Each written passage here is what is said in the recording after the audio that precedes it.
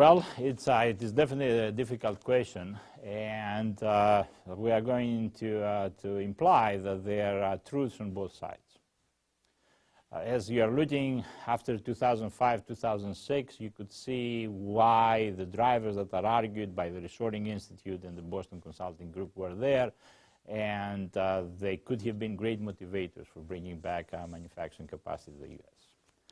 The wage inflation in China, the very strong Chinese currency, the oil prices and the high logistic cost, and of course the low energy cost for our companies operating in the United States. Definitely, there were drivers, factors that should have motivated a lot more bringing back of our manufacturing capacity to the U.S. We could see that.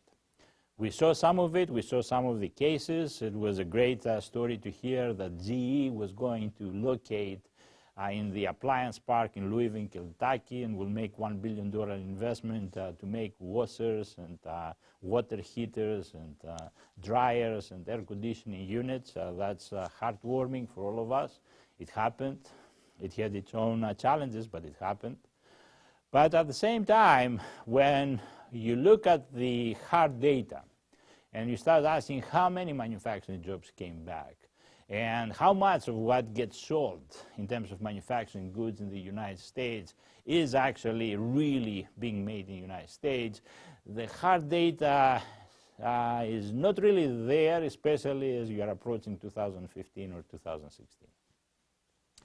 That is where we tend to side a little more on the A.T. Kearney side and say, well, some of that hard data is not there. We saw some of that probably around 2010, 2011.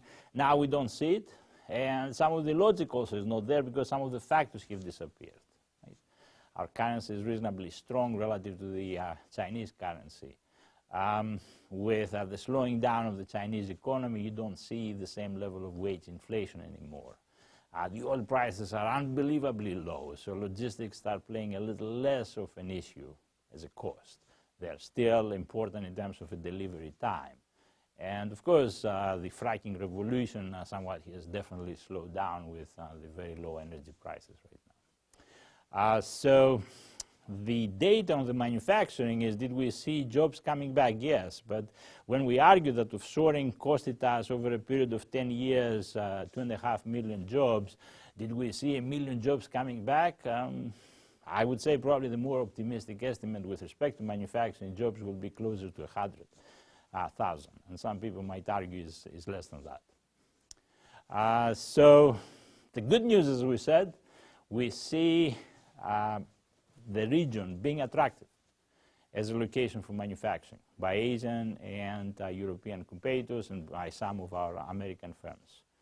We see very good conditions that are arguing why companies might want to be closer to our market and serve it by producing right here. Things that are moving really fast, highly uncertain environments, the importance of very short lead times, a quick response. The expensive and the risk associated with having obsolete inventories and very long lead times. The more you start thinking in terms of total supply chain costs, should be arguing that more firms should be producing closer. But the hard data is not there. So the offshoring, for sure, we see it clearly in the hard data and has been persistent over so many years. The reshoring, we saw a little blip.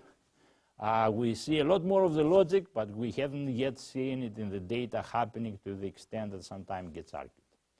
So that is the position, and as I would like to say, I can definitely defend my position in my data, and I would extrapolate it holds in more general.